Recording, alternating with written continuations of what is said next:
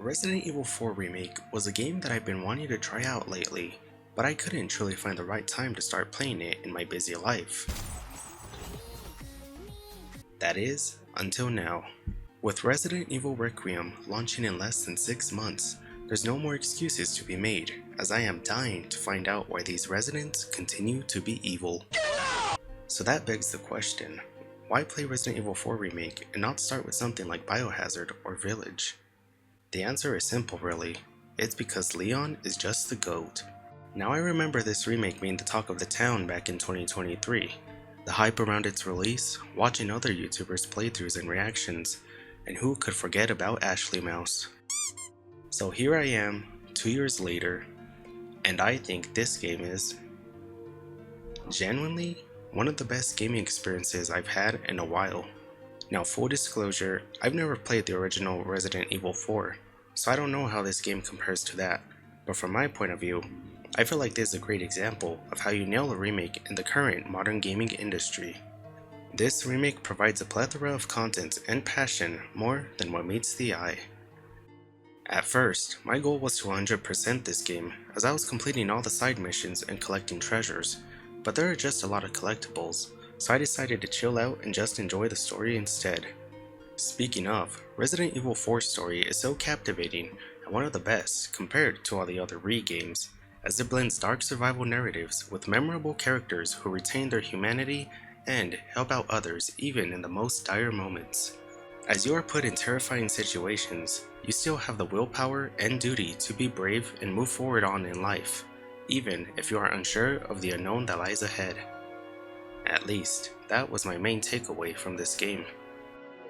In this journey, Leon Kennedy goes above and beyond to help rescue Ashley, and he does so while being a badass. 6 years later, after the events of Resident Evil 2, Leon is now more wiser, cautious, and experienced in combat, but although he may seem polished and strong on the outside, on the inside, he still struggles with trauma and survivor's guilt from the past. Not wanting to fail to save Ashley, Leon is committed to getting her back home, no matter what it takes. As a third-person shooter and action game, the modern controls are designed well, that any beginner or pro can adjust easily without interrupting or discouraging the flow of how one would interact with the game's environments. Whether you want to play aggressively and rush into crowded enemy areas, or play passive and focus more on defense, there is room for limited but creative playstyles that you can try out.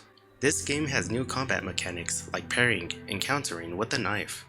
These moves can sometimes be chained together with the melee attack prompts, which can make a gameplay much more engaging and satisfying. While resource scarcity can happen often, there's no need to panic, as you can find ammo from crates, dead enemy loot, crafting, and even the merchant that sells gunpowder. If you do find yourself low on ammo, however, pray to God that the random kitchen knife with low durability will get you through. This game offers more than just blasting your way through villagers and creatures of hell, as sometimes you have to pause and actually use your brain to solve puzzles in order to access important areas or progress through the story. Now I am so serious when I say this, but I struggled more with solving some of the puzzles in this game than I did with the boss battles. I've never been a puzzle type of person, but with Resident Evil, they at least make the puzzles interesting and not boring. At least sometimes. Regardless, nothing in this game made me feel distraught or turned down. In fact, the more challenging the game got, the more I wanted to play, as with my weapon upgrades, I felt more confident in taking on more enemies at once. This game does get hard very often, especially if you're not paying attention as to what's in your attachment case, but it also rewards you periodically, striking for a nice balance, and reduces the need to backtrack. If you are like me and are new to playing the Resident Evil games, then there's no going wrong starting with Resident Evil 4 Remake, as whatever price you pay for this game, you will definitely get your money's worth.